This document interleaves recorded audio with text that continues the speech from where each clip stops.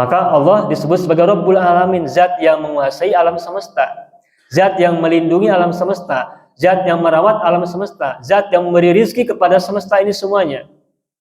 Nah, karena Tuhan adalah Rabbul Alamin yang terus bekerja, kulla yaumin huwa fi sya'nin, setiap hari dia berada dalam kesibukan, maka kita juga mesti mendekat kepadanya. Kenapa kita mesti berdoa? Karena Tuhan hadir bersama kita. Tuhan ada di tengah-tengah kita, bahkan Tuhan ada dalam diri kita. Berbeda dengan aliran deisme. Mereka yakin adanya Tuhan sebagai pencipta, tapi tidak meyakini Tuhan terus bekerja. Nah, sedangkan kita adalah agama yang meyakini Tuhan itu ada, dan Tuhan terus bekerja bersama kita, mengawasi kita, dan kita harus bersamanya kapanpun, dimanapun, sepanjang hayat kita, tanpa kenal waktu dan tanpa kenal tempat. Nah, keyakinan tentang adanya Tuhan, inilah kemudian melahirkan tentang keyakinan-keyakinan yang lain, termasuk keyakinan adanya hari akhir. Mengapa bagi kita iman kepada hari akhir itu penting? Karena ada banyak orang yang yakin adanya Tuhan, tetapi mereka tidak yakin bahwa Tuhan itu terus bekerja mengawasi mereka, mengawasi semesta ini, dan karena mereka meyakini Tuhan tidak bersama mereka, maka mereka berbuat apa saja, yang buruk, yang baik, yang jahat, dan sebagainya, karena mereka merasa Tuhan tidak lagi ikut campur dengan kehidupan mereka. Nah, maka keyakinan tentang adanya hari akhir itu menjadi penting. Tentang adanya hari pembalasan itu menjadi penting. Dan agama manapun menjadi wajib mereka meyakini adanya hari akhir. Dan keyakinan tentang adanya hari akhir bukan hanya pada agama Islam, tapi juga pada agama-agama yang lain. Tetapi juga jangan heran, ada orang muslim tetapi keyakinan pada hari akhirnya lemah. Dan ketika ada orang muslim tapi keyakinan pada hari akhirnya lemah, maka muncullah dia sebagai pribadi-pribadi yang berbuat jahat, pribadi-pribadi yang berbuat seenaknya, karena merasa dirinya nanti tidak akan ada balasan. Maka sebagai sebuah bangunan keimanan kita yang harus kita bentuk, sebagai rukun agama yang harus kita tegakkan ini, adalah keimanan kepada hari akhir yang harus kita yakini dan harus mempengaruhi hidup kita. Keimanan kepada hari akhir yang dalam ilmu agama kita, keyakinan hari akhir itu memang adalah sam'iyat, bagian dari sesuatu yang hanya bisa kita dengar dan belum bisa kita lihat, karena kita belum merasakan kematian dan belum ada di alam akhirat. Oleh karena itu, maka kita harus meyakini, harus mengimani, dan juga harus menjadi berdampak bagi kehidupan kita. Yang keenam adalah beriman kepada al-qadha wal qadari khairihi wa syarrihi, itu yang sudah sering sama-sama kita pahami. Namun barangkali yang kita harus pahami tentang qada dan takdir baik dan buruk ini adalah lebih kepada pemahaman bahwa apapun yang menimpa kita, kita harus berpulang kepada Allah. Kita harus kembali kepadanya. Karena di Al-Quran Allah tegaskan bahwa wa ma asobaka min musibatin famin nafsik. Nah, sedangkan ma asobaka min hasanatin famin Allah. Apapun yang menimpa diri kita, kalau yang buruk itu dari diri kita. Sedangkan yang menimpa kita, kalau yang baik itu dari Allah. Nah, jadi Allah melahirkan keburukan tidak? Allah tidak melahirkan keburukan, dan Allah pun tidak menghendaki kesulitan untuk kita. Wallahu yuridu bikumul yusra wala yuridu bikumul usra. Allah menghendaki untuk kalian kemudahan dan tidak menghendaki untuk kalian kesulitan. Nah, sehingga kalau keburukan itu Allah sama sekali tidak berkehendak, untuk kita tidak. Yang Allah kehendaki dari kita dan untuk kita adalah kebaikan saja, kemudahan saja. Sehingga kalau yang buruk itu bukan dari Allah. Yang dari Allah adalah yang baik-baik semata. Lalu kalau begitu bagaimana keimanan pada takdir baik dan buruk dari Allah? Nah, karena agar tidak bertentangan dengan ayat tentang bahwa musibah yang buruk itu dari diri kita, sedangkan musibah yang baik asobaka min hasanatin itu dari Allah, maka pemahaman tentang takdir baik buruk berasal dari Allah itu bisa dipahami sebagai bahwa ketika kita ditimpa kebaikan, ketika kita ditimpa keburukan, kita harus selalu berpulang semuanya kepada Allah. Ketika baik bersyukur kepadanya, ketika buruk kita kembali kepadanya. Semuanya selalu dilekatkan kepada Allah semata-mata. Ini tentang rukun yang pertama.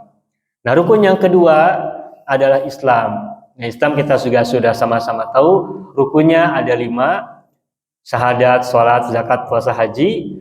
Dan dalam agama kita, Islam ini kemudian dipelajari dalam ilmu berbagai macam, yang kemudian menjadi istilahnya syariat, dan syariat kemudian melahirkan banyak fikih. Nah, fikih ini kemudian muncul banyak mazhab. Sebagaimana dalam iman itu kemudian melahirkan banyak ilmu, sebagai contoh misalnya usuluddin, atau juga mungkin ilmu akidah, atau ilmu tauhid, atau ilmu-ilmu yang lain yang dulu, zaman-zaman dulu, termasuk juga ilmu-ilmu kontemporer berikutnya.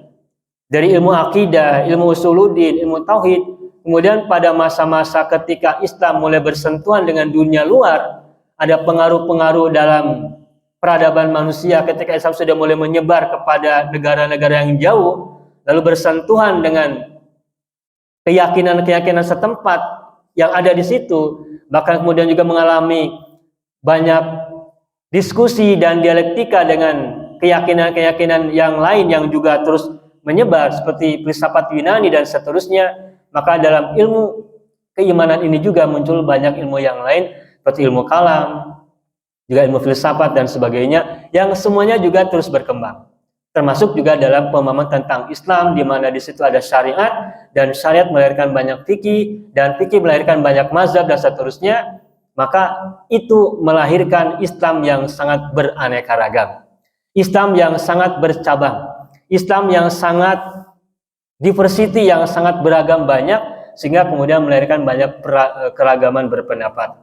Sehingga di tengah-tengah kita saja di sini pun itu kita sudah sama-sama paham, kita di sini banyak ragam pendapat, banyak ragam fikih, banyak ragam pemahaman.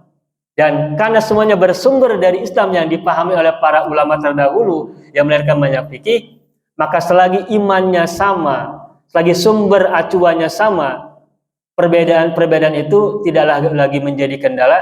Dan ini mesti menjadi cara hidup kita.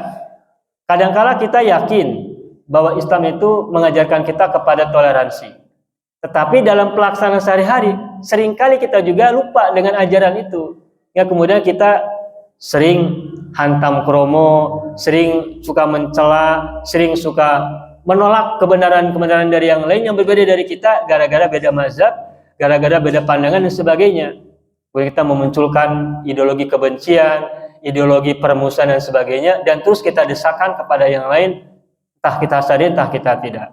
Nah, padahal kalau kita memahami Islam sebagai sebuah bahasa di mana Islam itu adalah ketunduk, kepasrahan dan kepatuhan, maka keberislaman itu juga tidak boleh lepas dari bagaimana sikap kita, mental kita, dan cara beragama kita yang harus saling toleran dan juga harus tunduk kepada kebenaran yang Allah miliki untuk umat manusia yang harus kita yakini. Nah, tentang Islam kita sudah sama-sama paham rukun-rukunnya, dan Islam tidak akan tegak kecuali dengan yang 5 itu dan yang lain-lainnya. Kalau di hadis kita sebutkan rukun Islam ada 5, tetapi kalau kita kaji Al-Quran dan juga hadis-hadis Nabi, sesungguhnya yang menjadi penopang Islam itu tegak bukan hanya yang 5 saja. Yang 5 adalah rukun, tetapi rukun yang 5 ini tentu saja tidak akan juga tegak tanpa adanya ilmu. Makanya ayat Al-Quran yang bercerita tentang ilmu, termasuk hadis-hadis Nabi yang bercerita tentang ilmu juga sangat banyak. Sebagai contoh di Al-Quran kita temukan ayat misalnya, Qul hal yastawil ladzina ya'lamun wal ladzina la ya'lamun. Katakanlah Muhammad, apakah sama orang-orang yang mengetahui dan orang-orang yang tidak mengetahui? Ada lagi, fas'alu ahla dzikri in kuntum la ta'lamun. Tanyalah kalian kepada ahli zikir. Zikir di sini bukan bermakna zikir membaca saja, tetapi juga orang-orang yang disebut berilmu. Kalau kalian tidak tahu, maka bertanyalah kepada orang yang berilmu atau ahli zikir. Sehingga Islam juga akan tegak kalau ditegakkan di atas ilmu. Meskipun ilmu bukan bagian dari rukun Islam yang 5 itu, tetapi semua yang 5 tadi tak mungkin tegak dengan ilmu. Nah, yang terakhir, rukun agama yang harus kita menjadi pegangan ini adalah ihsan. Kalau dalam hadis Nabi yang kita lihat dalam Arba'in, apa itu ihsan? Didefinisikan sebagai apa? Anta budallaha kannaka tarahu, falam takun tarahu fainnahu yaraka. disebutkan bahwa definisi ihsan adalah engkau menghamba, engkau menyembah, engkau mengabdi Tuhanmu atau Allah seolah-olah engkau melihatnya. Dan jika engkau tidak sanggup melakukan demikian, melihat begitu, maka yakinlah bahwa Tuhan melihatmu. Itu definisi yang kita baca dari hadis Nabi ini. Lalu kalau kita lihat dari segi bahasa, ihsan itu sendiri artinya apa? Ihsan itu artinya kebaikan. Nah, kebaikan dari segi definisi apa maknanya? Kebaikan dari segi definisi tentu saja boleh jadi berbeda-beda. Tetapi kebaikan itu berbeda dengan baik. Orang baik itu berbeda dengan orang yang berbuat kebaikan. Kalau baik itu bahasa Arabnya adalah husnun atau hasanun. Husnun itu adalah kebaikan, sedangkan hasanun adalah orang yang baik. Nah, sedangkan di sini diksinya bukan husn, bukan husnun atau bukan hasan, tetapi ihsan. Apa bedanya husnun, husn dengan ihsan? Nah, ketahuilah kalau husnun adalah kebaikan inherent, kebaikan yang ada pada dirinya. Orang yang tidak berbuat keburukan, orang yang tangannya tidak melakukan keburukan kepada orang-orang sekitarnya, itu adalah baik. Dan sesuatu pada intinya semuanya adalah baik. Apapun. Semua orang pada awalnya adalah baik. Kita semuanya adalah baik. Tetapi tidak semua orang yang baik itu berbuat kebaikan. Nah, berarti kalau gitu apa arti dari ihsan? Nah, ihsan itu adalah berbuat kebaikan. Nah, sedangkan hasan atau husn itu adalah kebaikan atau orang baik. Nah, ihsan artinya adalah mengeluarkan kebaikan dari tempatnya. Kita adalah orang-orang baik. Kapan kita memiliki kategori ihsan? Ketika kebaikan yang ada pada diri kita ini dikeluarkan dari tempat kita, lalu disebarkan kepada sekeliling kita, dan dirasakan manfaatnya oleh orang-orang sekitar kita. Itu baru ihsan. Maka agar agama kita tegak, agar agama kita ini berdiri dan berguna bagi kehidupan kita, maka kita tidak hanya cukup menjadi orang baik, tapi kita juga harus melakukan ihsan sebanyak-banyaknya. Itulah sebabnya Rasulullah mengatakan bahwa orang yang paling baik di antara manusia adalah yang paling banyak memberikan manfaat bagi sesamanya.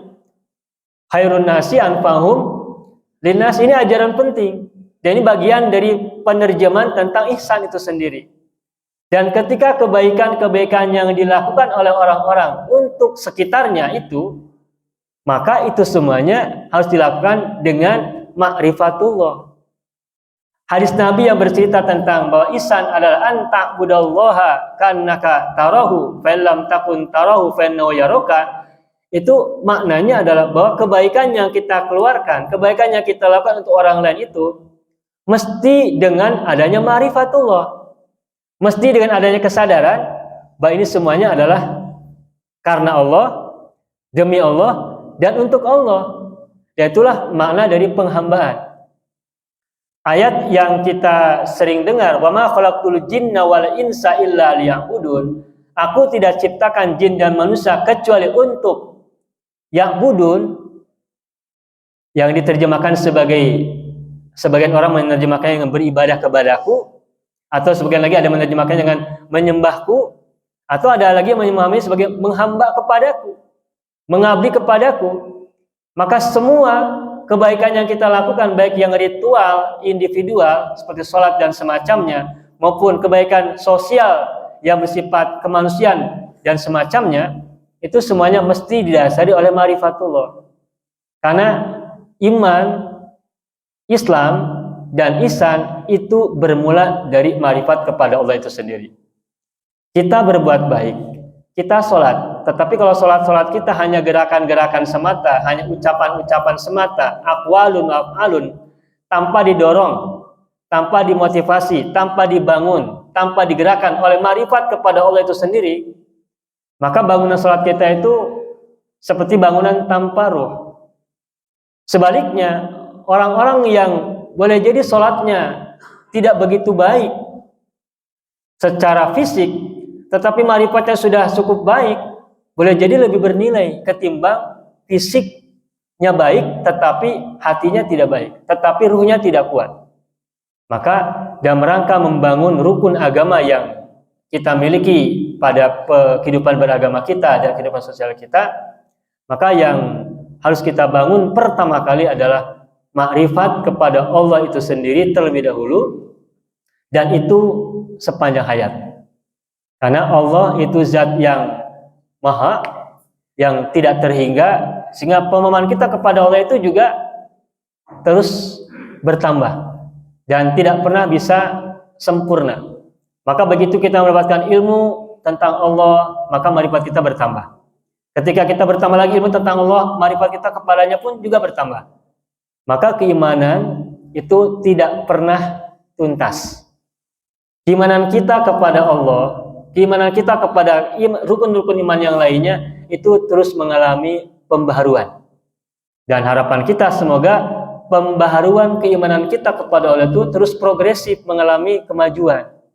Dan setiap ilmu yang kita dapatkan tentang keimanan itu akan membentuk cara pandang baru kita tentang keyakinan-keyakinan kita itu sendiri. Maka sebagaimana hari ini kita melaksanakan kegiatan ngaji ahad ini, maka ini pun bagian dari upaya kita dalam rangka ma'rifatullah, ma'rifatun nafsi, dan ma'rifat-ma'rifat yang lain, sehingga kita terus mengalami penyempurnaan, penambahan, dan juga perbaikan-perbaikan, sehingga rukun agama kita juga mengalami peningkatan.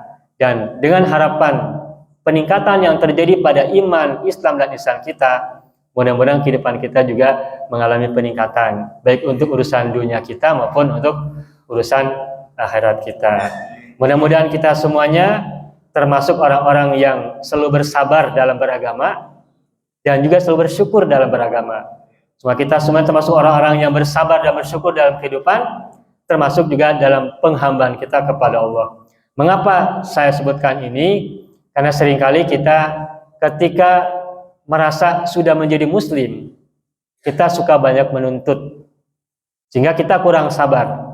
Nah, agar kebersamaan kita terus mengalami peningkatan, maka dalam beragama pun kita harus bersabar, termasuk dalam berdoa, termasuk dalam pemahaman, termasuk juga dalam pemahaman kita kepada Allah.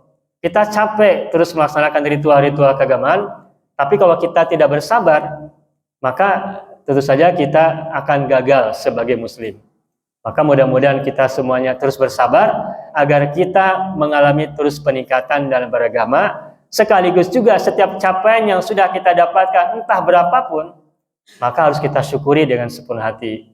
Kita merasa, kita tahu diri bahwa setinggi apapun ilmu agama kita, sebanyak apapun informasi yang kita serap tentang agama kita, termasuk seberapa banyak pun amal ibadah yang sudah kita lakukan, seberapapun itu harus kita syukuri sebagai sebuah amalan. Kita tetap harus bersyukur bahwa kita sudah menjadi muslim, kita meyakini adanya Allah, kita meyakini dengan semua rukun iman yang kita sudah sama-sama kenali. Tetapi meskipun kita belum sempurna dalam hal itu semuanya, kita tetap harus bersyukur bahwa kita menjadi bagian dari umat Rasulullah. Semoga beliau mengakui kita sebagai umatnya.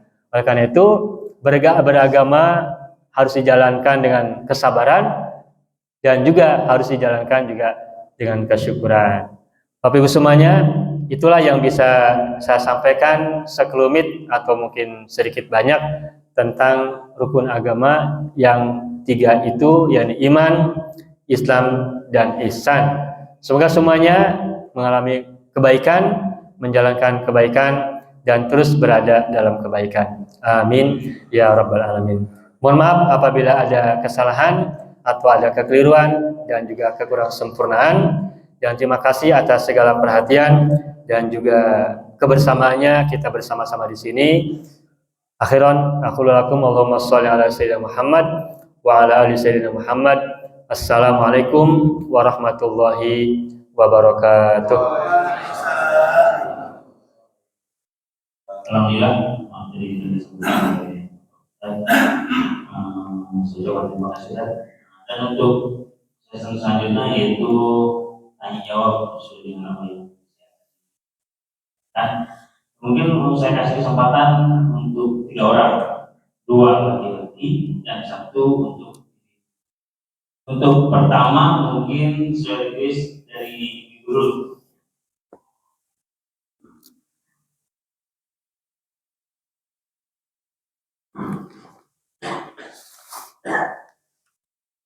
Assalamualaikum warahmatullahi wabarakatuh. Waalaikumsalam warahmatullahi wabarakatuh. Alhamdulillah, hari ini kita mendapat bicara tentang rukun agama, yaitu iman, Islam, dan ihsan. Berkaitan dengan ihsan sebagai rukun agama yang ketiga, tadi salah satu cara untuk kita bisa mencapai ihsan itu adalah dengan ma'rifatullah. Yang saya tanyakan, bagaimana cara kita mencapai ma'rifatullah? Sebagian dari para ulama mengatakan bahwa ma'rifatullah itu hanya dapat dicapai dengan tasawuf, ilmu tasawuf. Kalau tadi dalam Islam itu ada ilmu fikih syariah, maka dalam tasawuf itu ada ilmu fikih qalbu yang di dalamnya adalah dengan cara tarikat. Maka salah satu cara untuk menggapai ma'rifatullah itu adalah dengan tarikat atau dengan fikih qalbu. Mohon tanggapannya seperti apa? Terima kasih. Assalamualaikum warahmatullahi wabarakatuh.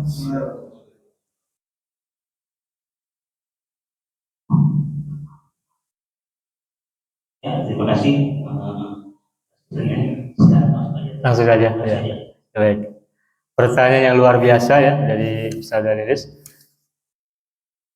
Bagaimanakah cara ma'rifatullah, mengenali Allah? Tentu saja yang layak untuk menjawab ini adalah ahli ma'rifat.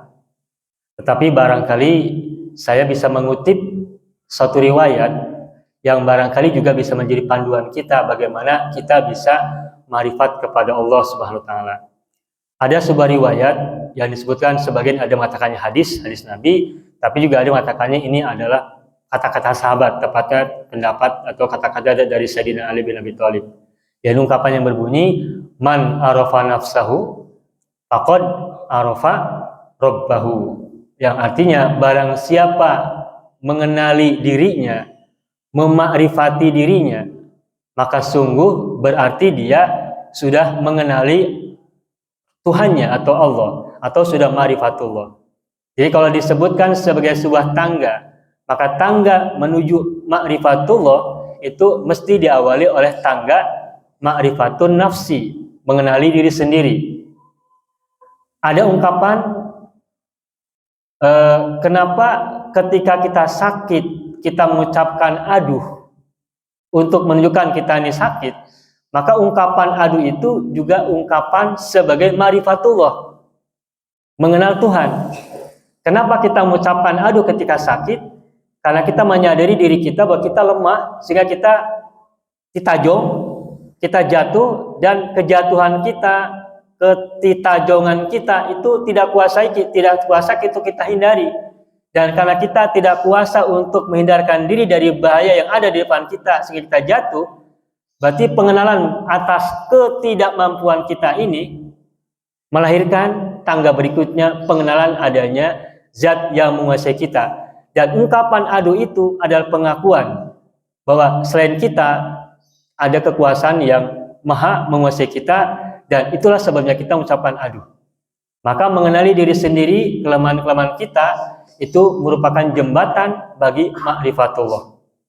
Nah, tadi disampaikan bahwa dalam ilmu iman ada akidah, ada usuluddin, ada tauhid. Dalam Islam ada syariat, ada fikih atau ilmu-ilmu sejenisnya untuk mendorong pemahaman tentang Islam itu sendiri. Lalu ihsan, apa ilmu yang bisa kita pegang, yang kita bisa jadikan acuan untuk mendalami ihsan? Tadi disampaikan oleh Ustaz Dalilis, misalnya ada tentang tasawuf, ada tentang akhlak. Dan dari tasawuf itu sendiri nanti ada perkembangan berikutnya yang kemudian melahirkan tarekat, atau mungkin ada mazhab-mazhab dalam tarekat yang kita kenal. Nah, di Indonesia pun ada banyak tarekat. Nah, pertanyaan kemudian, apakah tarekat itu menjadi bagian dari upaya untuk makrifat kepada Allah?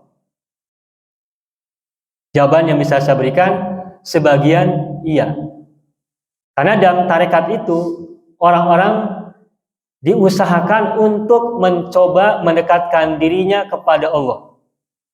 dalam tarekat dengan berbagai macam riyadhah, dengan berbagai macam upaya-upaya yang bersifat hati awalnya, kemudian juga tindakan-tindakan amaliyah, ritual riyadhah yang harus menjadi rutin baginya. Hati diperbaiki, hati dibasahi, kemudian tindakan-tindakan fisik pun mesti mengikuti hatinya. Ya, kalau kita berzikir, kalau kita melihat orang-orang ahli tarekat atau pengikut tarekat, ketika berzikir itu bukan hanya hatinya yang diusahakan untuk hidup, tetapi juga gerakan tubuhnya pun mengikuti hati yang sedang dibangun. Itu dalam rangka sinkronisasi antara kesadaran hatinya dengan kesadaran eksternal dia berupa fisik-fisik itu. Nah, sehingga orang yang melakukan laku tarekat diharapkan makrifatullahnya juga semakin baik dan semakin mendalam bagi dirinya. Nah, pertanyaan bagi saya kemudian atau bagi kita semuanya, apakah hanya semata-mata tarekat menjamin orang akan ma'rifatullah? Kalau menurut saya pribadi, itu hanya salah satu. Tetapi yang tidak kalah penting dari ma'rifatullah itu juga adalah kesadaran dan pemahaman.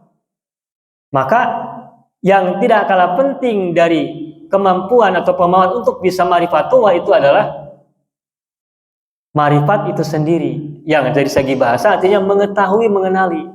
Mengenali berarti memerlukan kognisi, memerlukan inteleksi atau filsafat ataupun mungkin pemahaman atau tafakkur dalam bahasa yang lain. Ada bahasa tafakkur, ada bahasa tadabbur. Kita seringkali memikirkan bahwa tafakkur dan tadabbur itu sama. Padahal dari segi maknanya antara tafakkur dan tadabbur itu dua hal yang berbeda. Meskipun ada kedekatan makna. Dan dua-duanya di Al-Quran juga digunakan. Misalnya kalau tafakkur, misalkan bercerita tentang ulul albab ya, alladzina yatafakkaruna fi khalqis samawati wal ardi. Orang-orang yang memikirkan dalam penciptaan langit dan bumi. Maka muncul dari kata yatafakkarun, kata tafakkur. Tapi tadabbur juga disebutkan di Al-Quran. Misalkan dalam ayat yang berbunyi, afala yatadabbaruna al-Qur'ana am ala qulubin aqfaluha. Ada tafakkur, ada tadabbur. Nah, lalu apa bedanya tafakkur dan tadabbur? Mungkin sebagian kita memahaminya sama, tetapi dari segi linguistik keduanya ada perbedaan. Tafakkur itu ada memikirkan sesuatu secara umum, baik yang ada di depan sesuatu itu sendiri ataupun di dalam itu sendiri, umum.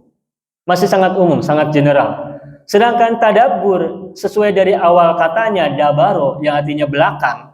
Dubur kan belakang ya, dabaro kan dubur juga dari akar kata yang sama. Itu kata tadabbaro artinya memikirkan, merenungkan bukan hanya semata-mata yang ada di depan yang kita lihat, tetapi memikirkan apa yang ada di balik sesuatu itu sendiri. Perintah atau ungkapan afala yatadabbaruna al-Quran, apakah mereka tidak mentadabburi Al-Quran? Itu maknanya bukan hanya Al-Quran berupa kata per kata yang bisa kita lihat, yang kita baca, tapi juga harus mentadabburi, memikirkan apa yang ada di balik kata-kata itu. Makanya memahami Al-Quran wajib memahami asbabun nuzul, memahami sisi linguistik, memahami meta, sesuatu yang ada di balik kata-kata yang ada dalam Al-Quran. Karena perintahnya adalah yatadabbaruna al-Quran, tadabbur, bukan tafakkur.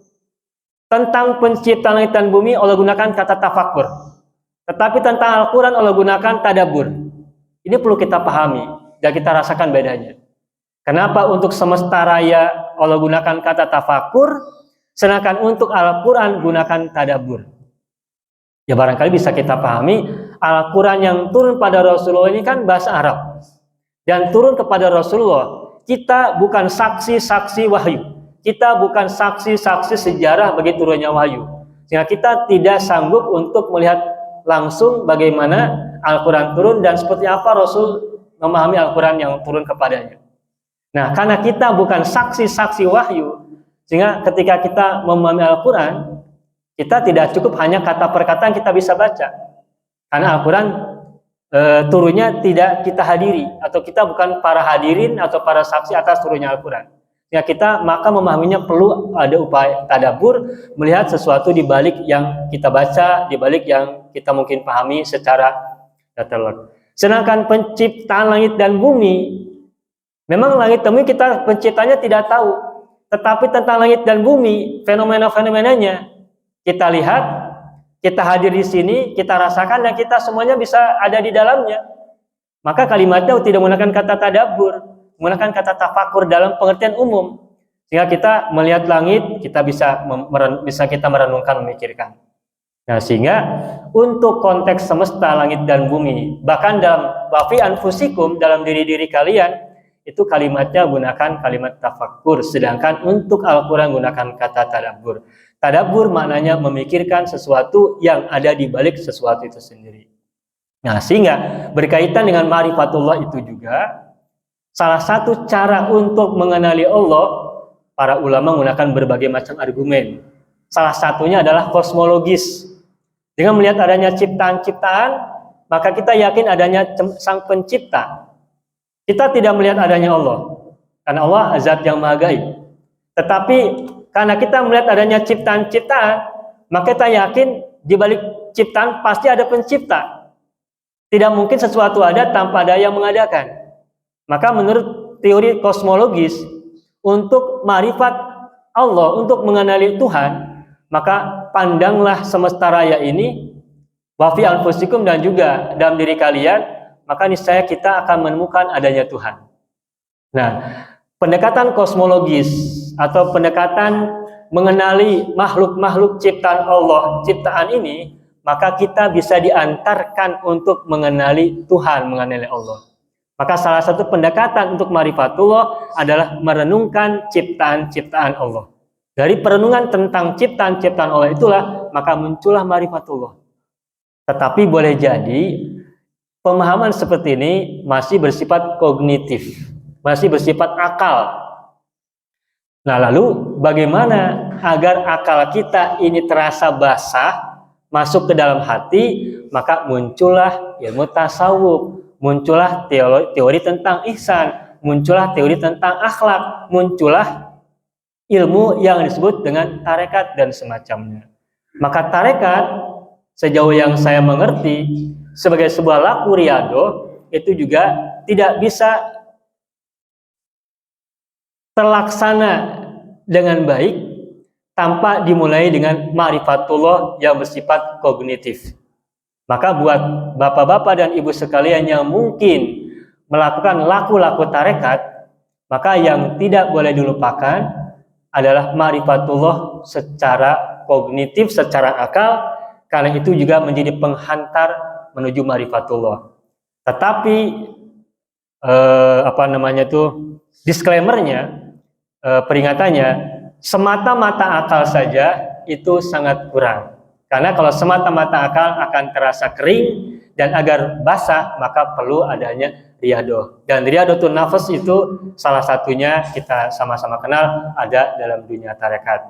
Maka bagi misalkan Bapak Ibu mungkin sebagian ada yang melakukan tindakan-tindakan laku tarekat, maka tarekat itu juga menjadi salah satu bagian. Hanya saja barangkali itu juga perlu dipelajari ilmunya. Itu saja Ibu yang bisa saya sampaikan. Mohon maaf apabila kekurangan. Baik, Bapak, silakan. Terima kasih atas pemahaman Bapak. Untuk berikutnya dari Bapak-bapak, barangkali ada yang karena waktunya jam 5:45, mungkin saya kasih kesempatan satu aja untuk pertanyaan dari Bapak-bapak.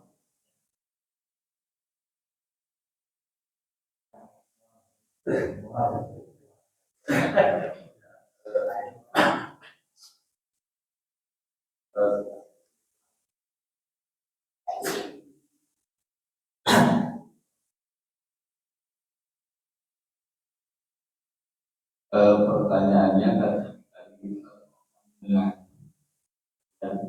bahwa tentang tauhid, sebagian saudara kita ada yang menyatakan tauhid dia ada asma wa sifat. Oh, asma wa sifat. Yang pandangannya adalah ketika orang musyrik itu menjahilnya, kalau kebanyakan kita mereka dan maka mereka itu bertauhid. Cuma tauhidnya rububiyah saja, tidak uluhiyah. Hanya mereka tahu ada Tuhan, tapi mereka hanya Allah itu hanya kita tidak mengurus. Ada rububiyah, uluhiyah, dan kuasa masuk. Makanya disebut kaum kafir. Tapi mereka masih tahu itu seperti apa pandangannya. Lalu yang kedua, hubungan tadi kita dengan Allah adalah hamba. Wafakul dina wal izam la yakun. Ini hamba. Tapi ada juga ayat dalam Al-Quran menyatakan bahwa kita bisa berbisnis dengan Allah. Nah ini seperti apa harusnya kondisi kebatinannya ditimbulkan, karena yang kita lihat masih sama-sama yang mengucapkan bisnis Allah seperti rata-rata masih terlihat secara jasmani, maksudnya masih besar unsur keriaannya sendiri. Bagaimana seharusnya memahami kalimat itu? Kalau kita sudah berbisnis dengan Allah, tapi dengan unsur kebatinan yang Ya. Ya, baik, makasih Pak. Ya, pertanyaan dari Pak Deki mengenai uluhiyah dan rububiyah ya. Allah di Al-Quran banyak bercerita tentang orang-orang musyrik. Dan kalau disebutkan misalnya ada ungkapan begini, walain salatahum man khalaqas samawati wal ardo layaqulunna Allah. Seandainya engkau bertanya kepada mereka siapakah yang menciptakan langit dan bumi, mereka akan mengatakan Allah. Lalu pada ayat berikutnya lagi, seandainya kau bertanya kepada mereka siapa yang memberi rizki mereka, mereka pun menjawab Allah. Jadi orang-orang yang dikritik oleh Al-Quran sebagai musyrik atau bahkan kafir itu, mereka tuh meyakini sesungguhnya adanya pencipta. Hanya saja mereka tidak mau menempatkan penciptanya sebagai ilah begitu. Nah, lalu di sini muncul yang tadi yang deisme sama teisme. Kalau orang yang meyakini adanya pencipta, berarti hanya meyakini Tuhan sebagai Rabbun. Tetapi kalau orang meyakini adanya pencipta dan kewajiban untuk menyembahnya, maka itu adalah aliran teisme atau yang menempatkan Tuhan sebagai ilah. Dalam bahasa Arab, Tuhan bisa disebut dengan dua, bisa dengan Rabbun, bisa dengan ilah. Nah, kalau Rabbun adalah Tuhan sebagai zat yang menciptakan, yang memelihara, yang mengawasi, melindungi, memberi rezeki. Nah, sedangkan ilah adalah Tuhan sebagai zat yang disembah. Nah, kita tak mungkin menyembah Allah kalau tidak diawali dengan keyakinan Tuhan sebagai pencipta. Dan kelahiran dan keyakinan yang diawali oleh keyakinan adanya Tuhan sebagai zat pencipta buat kita mesti melahirkan keyakinan bahwa kita harus menyembah Allah Subhanahu wa taala. Dan kita bukan semata-mata menempatkan Allah sebagai Rabb, tapi juga harus menempatkan Dia sebagai ilah. Dan syahadat kita bukan la Rabba illallah, tetapi la ilaha illallah. Tiada Tuhan sembahan kecuali Allah. Yang kita syahadatkan dalam syahadat-syahadat kita itu bukan la Rabba illallah, tetapi la ilaha illallah. Tiada Tuhan yang wajib disembah kecuali Allah. Sedangkan kalau Rabba itu maknanya boleh jadi dimensi Rabbun itu tidak hanya Allah semata-mata. Maksud saya begini, Allah menciptakan langit dan bumi. Allah kemudian menciptakan kelahiran buat manusia. Nah, ketika Allah menciptakan manusia lahir dari orang tua, dari ibu, dari sepasang suami istri dan seterusnya, dari ayah dan ibu, itu Allah menciptakan manusia itu atau makhluk hidup yang lain itu tidak langsung Allah ciptakan langsung dalam bentuk yang sekaligus, tetapi ada proses. Dan proses itu dilakukan oleh manusia ataupun makhluk-makhluk yang lain. Maka jangan heran di Al-Quran itu seringkali Allah menempatkan domir dengan menggunakan kata nahnu. Termasuk dalam penurunan Al-Quran. Misalkan ini, Inna anzalnahu fi lailatul qadri. Itu ya. Sesungguhnya kami menurunkan Al-Quran pada malam Al-Qadar. Kenapa Allah di sini menyebutkan kata kami, bukan aku? Nah, berarti di sini banyak jamak. Nah, tapi kan kita tahu Allah kan Tuhan kan satu. Tapi kenapa Allah sebutkan dalam ayat Al-Quran dengan kata-kata kami? Dia itu banyak. Nah, ini artinya di sini ditempatkan bahwa Allah itu zat yang Maha Tunggal, tetapi setiap proses-proses kausalitas sebab akibat yang dilakukan oleh makhluk-makhluknya Allah akui, Allah apresiasi. Maka di sana dimensi rububiyah itu bisa diberikan juga kepada makhluk-makhluk. Allah menciptakan langit dan bumi, Allah menciptakan besi, tapi dari besi kemudian manusia ciptakan mobil. Allah menciptakan air, dari air kemudian manusia menciptakan minuman kopi, minuman susu dan sebagainya. Allah yang menciptakan air adalah Allah, tapi yang membuat kopi adalah manusia. Nah, jadi kalau begitu maka dimensi rububiyah itu bisa juga dilakukan oleh makhluk-makhluk yang lain. Tetapi kalau dimensi uluhiyah, ketersembahan, itu hanya Allah semata-mata. Makanya syarat kita bukan la robba, tapi la ilaha illallah. Kenapa? Karena yang wajib, pantas, layak, dan berhak disembah semata-mata Allah. Syarat kita bukan la robba. Nah, makanya kemudian di Al-Quran itu yang dikritik oleh Allah itu bukan orang-orang yang tidak mengakui adanya pencipta, tetapi yang dikritik itu adalah orang-orang yang tidak mau menyembah kepada Allah. Nah, karena kita manusia ini sebagai ciptaan Allah dan hamba-hambanya, maka kita wajib menempatkan Allah sebagai ma'bud, sebagai ma'luh, sebagai ilah.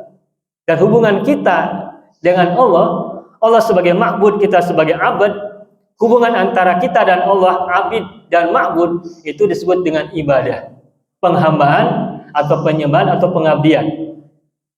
Nah, kemudian ketika kita dalam rangka mendekatkan diri kita kepada Allah, ada sebagian kalangan baik zaman dulu maupun sekarang yang kemudian menempatkan Allah itu sebagai apa?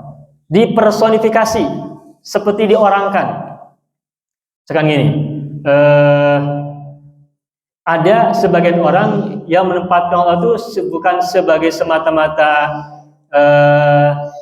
Tuhan, tapi kadang-kadang ditempatkan seolah-olah bukan Tuhan. Contohnya kapan gini, kemanapun kita pergi, bawalah Allah bersama Anda. Kemanapun kau pergi, ajaklah Allah kemanapun kau pergi kemanapun. Jadi seolah-olah Allah ditempatkan sebagai makhluk seperti biasa. Bukankah Allah tidak perlu diajak? Bukankah Allah tidak perlu kita barengkan dalam kehidupan kita? Tetapi seringkali kita ungkapkan dengan bahasa-bahasa manusia kepada Allah, padahal itu bukan semestinya buat Allah. Termasuk ada sebagian orang masuk pada zaman ini yang menggunakan kita ini adalah mitra-mitra Allah. Kita ini adalah teman-teman Allah. Kalau kita berbisnis, maka jadilah Allah sebagai teman kita, sebagai sahabat kita, di mana kita tidak boleh melupakannya. Ya, ketika kita berbisnis, jangan sampai bisnis kita tidak sesuai dengan apa yang Allah maksudkan. Nah, kemudian dalam rangka memudahkan ungkapan, sebagian orang kita zaman ini ada yang menyebut, marilah kita berbisnis dengan Allah. Nah, kemudian ada pertanyaan, pantaskah kita mengatakan berbisnis dengan Allah? Bukankah kita ini hanyalah makhluk, hanyalah hamba? Apakah layak kita mengatakan berbisnis dengan Allah? Itu pertanyaannya. Nah, tentang ungkapan ini, tentang diksi bisnis kita dengan Allah itu di Al-Quran juga memang disebutkan. Sebagai contoh, misalkan dalam surat As-Saff kita baca ayat berbunyi, hal adullukum ala tijaratin tunjikum min adzabin alim. Maukah kalian aku tunjukkan sebuah perdagangan, sebuah perniagaan, sebuah bisnis yang menyelamatkan engkau kalian dari azab yang pedih? Yaitu tentang bisnis. Maksud itu tu'minuna billah dan seterusnya. Nanti ada lagi ayat yang lain. Wa minan nasi may yashri nafsahu ibtigha mardhatillah. Dan sebagian manusia ada yang menjual dirinya untuk mencari ridha Allah. Nah, jadi diksi-diksi jual beli, diksi-diksi perdagangan, diksi-diksi bisnis itu dalam Al-Quran pun digunakan. Nah, maka kemudian pada zaman ini ada orang yang mengungkapkan dengan kalimat, mari kita berbisnis dengan Allah. Nah, apakah ungkapan ini salah atau tidak? Nah, kalau menurut saya, sebetulnya ungkapan-ungkapan yang dimaksud tadi itu adalah ungkapan-ungkapan yang Allah gunakan untuk bahasa manusia. Karena manusia itu manusia itu terkungkung oleh bahasanya. Ketika orang-orang yang senang dagang, maka kosakatanya adalah dagang. Keuntungan, kerugian, bisnis, margin, dan sebagainya. Itu orang-orang bisnis, orang-orang dagang. Dan ketika Al-Quran turun, bangsa Arab itu bangsa bisnis. Maka ada perdagangan dari Mekah ke Syam, atau mungkin ke negeri yang lain sekitar untuk berbisnis. Kosakata mereka akrabnya bisnis. Maka Al-Quran pun turun merespon kebiasaan mereka dengan menggunakan bahasa-bahasa bisnis. Nah, sedangkan buat orang-orang yang berada di dunia yang bukan bisnis, maka kosakatanya mungkin ada kalau dia dunia agraris, mungkin pertanian, mungkin tanaman dan sebagainya, sehingga kosakatanya pun itu. Maka ketika kita mendengar orang mengucapkan kata berbisnis dengan Allah, apabila ungkapan itu hanya sebagai ungkapan untuk memudahkan bagaimana dia menempatkan dirinya kepada Tuhan, kepada Allah, itu tidak masalah. Tetapi akan menjadi masalah kalau menempatkan dirinya sebagai orang yang sombong, seolah-olah dirinya sejajar dengan Tuhan. Kita mesti bermitra dengan Allah. Kan ungkapan itu kan sepertinya sejajar ya, antara kita dengan Tuhan seperti seolah-olah sejajar. Itu kan bukankah itu sebuah ungkapan kesombongan? Nah, jika ungkapan itu dimaksudkan sebagai ungkapan kesombongan, itu yang tentu saja tidak boleh. Tetapi kalau ungkapan itu hanya untuk ungkapan sebagai keterbatasan kita menggunakan kata-kata untuk memahami bahwa kita ini semuanya adalah sedang bertransaksi dengan Allah, maka itu lain cerita. Dan Al-Quran pun menggunakan ungkapan-ungkapan tijarah, perdagangan, menggunakan siro, bisnis dan sebagainya, sehingga itu tergantung bagaimana kita berpikir ya. Maka yang itu tadi, yang tidak kalah penting dari tindakan kita ini semuanya adalah ma'rifat, pengenalan. Kita boleh menggunakan ungkapan-ungkapan yang apapun, tetapi ma'rifat kita tentang ungkapan itu asal benar. Kita, ya mohon maaf, kalau kita menyebut kata Allah, kalau dalam bahasa kita, Allah itu kan Tuhan yang kita yakini ini.